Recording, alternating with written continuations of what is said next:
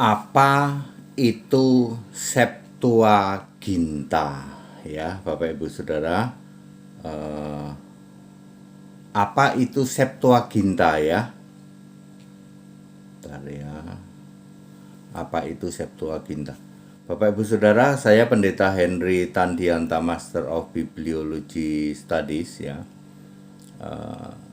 Tumben membahas Septuaginta ya. Begini Bapak Ibu Saudara, Septuaginta itu tidak ada di Alkitab. Jadi saya hanya akan membahas kalau ada yang nanya ya, ada nanya tentang Septuaginta.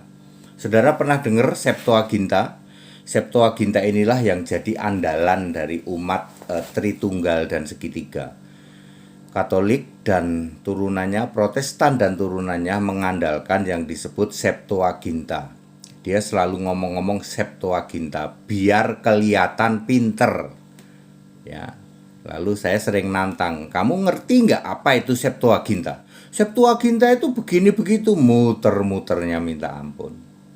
Mereka sangat mengandalkan Septuaginta, tapi ditanya Septuaginta itu apa, dia nggak ngerti. Pak, buktinya dia nggak ngerti, bandingkan dengan penjelasan HTD yang very clear. Ya, apa itu Septuaginta? Ya, ini penjelasan very clear dari Pendeta HTD. Arti Septuaginta adalah itu dalam bahasa Latin artinya 70. Jadi Septuaginta itu artinya 70, betul. 70 apa ya Pak ya? 70 ayat nggak mungkin. 70 apa ya Pak? Ya tahun 70 Masehi, simple toh, ya toh. Peristiwanya terjadi tahun 70 Masehi bersamaan dengan runtuhnya Bait Allah oleh tentara Romawi di bawah Jenderal Titus. Jadi Septuaginta itu bahasa Latin artinya 70. Bukan 70 kitab, bukan. Bukan 70 apa ya, tetapi tahun 70 Masehi. Kronologi peristiwa Septuaginta. 1. Wahyu 11 ayat 1 dan 2. Coba aja Anda bandingkan nanti dengan semua pendeta. Penjelasannya beda banget sama pendeta HTD itu. Saya itu Tritunggal di atas rata-rata, tak kasih tahu. Saya ini Tritunggal di atas rata-rata. Kalian bangga-banggakan Septuaginta, suruh jelasin nggak ngerti. HTD di atas kalian semua, para romo-romo, para pendeta-pendeta, pengajar-pengajar teologi itu. Saya di atas kalian semua. Ya, di atas rata-rata waktu saya jadi Tritunggal. Aku 35 tahun, makanya aku nggak mau kan sekolah teologi, nggak mau, gitu. Wahyu 11 ayat 1 dan 2. Yesus tubuh kemuliaan menyuruh mengukur bait Allah. Artinya bait Allah itu belum rubuh, belum runtuh. Terjadi sekitar tahun 65 Masehi. Pewahyuan kitab Wahyu berlanjut dan selesai ditulis sekitar tahun 66 sampai 68 Masehi dalam bahasa Aramaik. Semua penulisan Alkitab Perjanjian Baru, Yesus berkata-kata, Yesus berfirman memakai bahasa Aramaik, ditulisnya pakai bahasa Aramaik juga.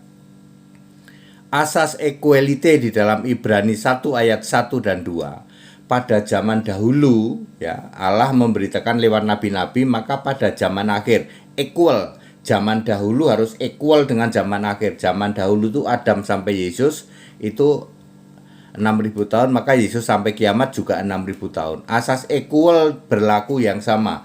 Yesus fisik manusia dari tahun 1 sampai 33 tahun, maka Yesus tubuh kemuliaan equal 33 sampai 66.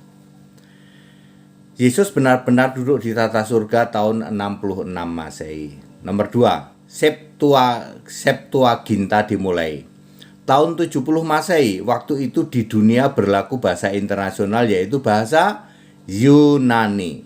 Maka Alkitab Perjanjian Lama yang berbahasa Ibrani dan Alkitab Perjanjian Baru yang berbahasa Aramaik, dua-duanya diganti ditulis dalam bahasa Yunani. Ingat, Perjanjian Lama Ibrani, Perjanjian Baru Aramaik, karena Yesus berfirman pakai bahasa Aramaik, diganti tahun 70 Masehi memakai bahasa Yunani, karena bahasa Yunani merupakan lingua franca, ya. Waktu itu sekitar tahun 70 Masehi, perhatikan, rasul-rasul masih hidup. 70 Masehi itu masih hidup para rasul ya. Maka para rasul yang pinter-pinter berbahasa Yunani menyalin ulang Alkitab Perjanjian Lama dan Perjanjian Baru menjadi Alkitab berbahasa Yunani.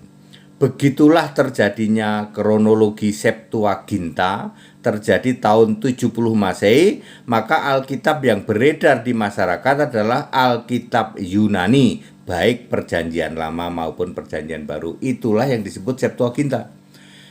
Jadi Alkitab Perjanjian Lama waktu itu sudah jadi karena Yesus saja membaca Alkitab di dalam Lukas 4 ayat 16, ya toh? Udah jadi. Lalu di era tahun 70 Masehi, awalnya semua Alkitab itu ditulis pakai bahasa Aramaik, Perjanjian Baru. Lalu tahun 70 Masehi karena lingua franca itu bahasa Yunani, maka rasul-rasul yang pintar masih hidup itu para rasul ya, dirubahlah dari bahasa Aramaik menjadi bahasa Yunani semua. Dari Perjanjian Lama juga Yunani, Perjanjian Baru juga Yunani. Tapi kitab Perjanjian Lamanya masih ada. Ya, oke. Lalu ini dia, ada Konsili 325 Biang Penyesatan. Lalu muncullah si penyesat yang menamakan diri Bapak Gereja, membuat tafsir Alkitab. Puncaknya adalah Konsili 325 Masehi Nikea. Ya. Inilah sumber penyesat, biang penyesatan ya. Biang masa kekelaman Alkitab adalah Konsili Nikea 325. Itu dirubah semua, Allah jadi berbiji tiga ya. Penyembahan terhadap Bapa. Tadinya nggak ada orang nyembah pada Bapa karena semua rasul itu Kristen, nggak ada yang nyembah Bapa. Ya, betul-betul maha sesat, maha bejat yang namanya Konsili 325. Perhatikan baik-baik, tidak pernah ada orang Katolik, Kristen semua. Rasul itu semua Kristen, Roma 16 ayat 7. Tidak ada yang nyembah Bapa, Anak, Roh Kudus, itu nggak ada. Semua nyembah Yesus. Ya, sebagai orang Kristen. Lalu tidak ada juga Allah kok Tritunggal, itu nggak ada. Nggak ada, Allah itu esa. Tapi oleh bapak-bapak gereja ya, yang maha sesat, maha bejat ini, lalu muncullah Konsili 325 ya, maha sesat, maha bejat juga, membuat masa kekelaman Alkitab ya. Atas izin Yesus Tuhan Allah ya, sebagian atau sebagai Yesus Tuhan Allah kan sebagai penjaga Alkitab ya, di dalam Matius 24 ayat 35. Langit bumi akan berlalu, perkataanku tidak akan berlalu. Maka 986 gulungan ayat-ayat Alkitab diizinkan disimpan di gua-gua sekitar Laut Mati. Masa kekelaman Alkitab terjadi. Penyesatan super sesat terjadi antara tahun 325 Masehi sampai dengan 1945 Masehi, alias 16 abad, alias 1600 tahun. Katolik ya melakukan penyesatan Alkitab 1600 tahun, merubah Allah Esa jadi Tritunggal gitu. Ya, menyembah itu Yesus Allah menjadi menyembah Bapa. Ya, Allah itu Esa, satu roh, menjadi Allah itu keesaan gitu. Kemudian Allah itu zat atau pribadi gitu, dan Allah itu jamak. Itu bertahan dari Konsili Maha Bejat 325 Masehi sampai tahun 1945 Masehi. Nah, ini dia. Alkitab kembali murni tahun 1963. Masa kekelaman Alkitab berakhir tahun 1945 ketika Perang Dunia Kedua berakhir. The Dead Sea Scroll, gulungan naskah Laut Mati, mulai ditemukan tahun 1947 sampai dengan 1956, bertahap selama 9 tahun. Lalu oleh sebuah yayasan yang diizinkan oleh Yesus Allah, namanya The United Bible Society, UBS, diterimalah naskah komplit Septuaginta kembali dalam bahasa Yunani ya. Namun Alkitab PL yang berbahasa Ibrani juga masih ada ditemukan. Jadi waktu itu United Bible Society menerima dua tipe Alkitab. Kesatu, Perjanjian Lama dan Perjanjian Baru full bahasa Yunani yang disebut Septuaginta. Kedua, Perjanjian Lama masih tetap Ibrani, Perjanjian Baru saja yang sudah Yunani. Nah, rupanya Alkitab yang ini yang lebih disenangi oleh orang-orang dari teolologi. Jadi orang-orang yang sekolah teolologi itu lebih senang memakai Alkitab Ibrani untuk Perjanjian Lama, Alkitab Yunani untuk Perjanjian Baru. Padahal sebenarnya ada yang dua-duanya Yunani semua yang disebut Septuaginta. Waktu itu tahun 1963, bahasa internasional adalah bahasa Inggris. Maka United Bible Society meluncurkan Alkitab komplit PL dan PB dalam bahasa Inggris.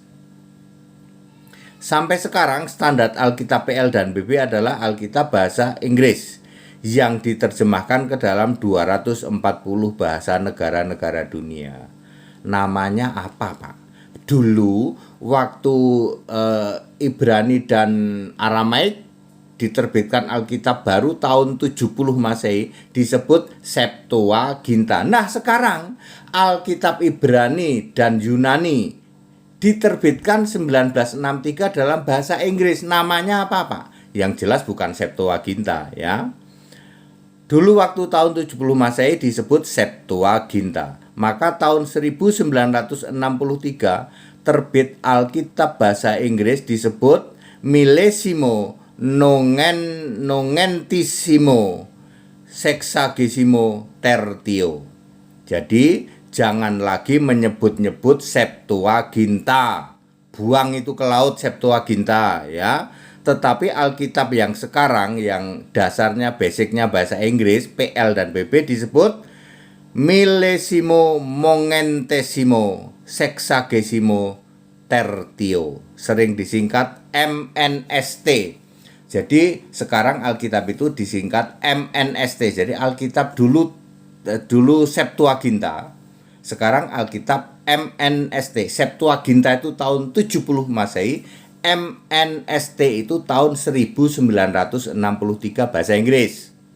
Saya ulang, tahun 70 Masehi Septuaginta itu Alkitab dalam bahasa Yunani karena semua lingua frankanya Yunani. Lalu tahun 1963 Alkitab MNST diterbitkan dalam bahasa Inggris. Itulah standar Alkitab, ya. Millesimo Mongentesimo Sexagesimo Tertio, ya, seperti itu, ya. Jadi clear Bapak Ibu Saudara. Jadi jangan cuman sok pinter, wah cuman ngertinya Septuaginta doang. MNST tahu nggak? Millesimo Nongentesimo MNS-nya itu adalah Sexagesimo, ya. Kemudian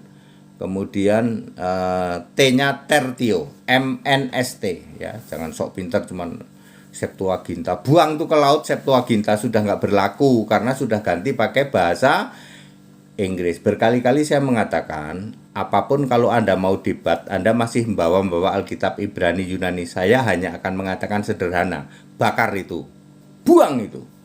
Sekarang ini harus pakai MNST, Millesimo Nongentesimo, MNS, Sexagesimo dan Tertio, 1963.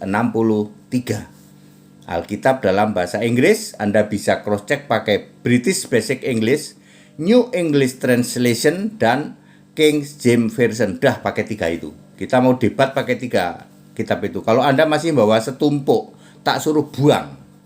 Ya, aku nggak akan melayani debat memakai Alkitab setumpuk. Kamu Ibrani, Yunani, apalagi Septuaginta, ya. Kamu sudah expired, ya.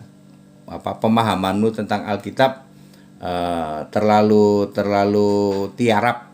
Aku nggak mau, ya. Jadi kalau mau debat sama HTD pakai MNST, Alkitab bahasa Inggris, diterjemahkan dalam bahasa Indonesia LAI, ya. Sebab Alkitab yang lama itu di samping compang-camping, gitu. Karena masa kekelaman Alkitab 325, ya, Nisea, Konsili Mahabejat Nisea itu selama 1600 tahun loh, sampai 1945 Masehi. Baru ketemu lagi namanya The Dead Sea Scroll. Lalu muncul lagi versi komplit dalam bahasa Septuaginta, Yunani dan ada yang Yunani full, ada Yunani dan Ibrani. Lalu ya 1963 diterbitkan dalam bahasa Inggris ya. Sampai hari ini lingua franca tetap bahasa Inggris. Jadi pakai bahasa Inggris. Ya. Kami tidak melayani debat yang pakai Septuaginta. Seolah-olah kamu keren gitu. Seolah-olah doang. Padahal pikiranmu tumpul ya. Kalian nggak ngerti Alkitab namanya. Saya sudah jawab tentang Septuaginta, itu cuman sok keren-kerenan aja. Yang sekarang adalah MNST apa ya disingkat itu dalam bahasa Latin, yaitu terbitan tahun 1963 ya. Millesimo ya, kembali saya tegaskan ya, namanya menjadi millesimo ya, nongentesimo, sexagesimo dan tertio ya, 1963. MNST, Alkitab MNST yang sekarang diterjemahkan ke dalam 240 negara pakai bahasa Inggris. Padat, singkat dan clear ya. Jadilah cerdas di atas rata-rata, ikut sekolah Alkitab gratis di tempat kami. Segera dibaptis supaya namamu tertulis dalam kitab kehidupan, jaminan masuk surga. Yang namanya tidak tertulis dalam kitab kehidupan, no way, go to hell ya. Para penyembah Bapa bertanduk, Bapa, Anak, Roh Kudus, Tritunggal Maha sesat, segitiga maha bejat, go to hell ya, go to hell ya. Sebagai orang Kristen, 1 Petrus 4 ayat 16, harus memuliakan Allah dalam nama Kristus. Tidak pernah ada Bapa dalam nama Yesus, go to hell. Yang ada adalah Allah dalam nama Kristus. Allahnya orang Kristen harus punya nama Yesus Kristus. Tidak pernah ada Allah itu Bapa, Anak, Roh Kudus. Tidak pernah ada. Bapa tidak pernah jadi Allah ya, sedetik pun tidak pernah. Segala hormat kemuliaan untuk Yesus Kristus, satu-satunya Allah yang benar. Haleluya, amin.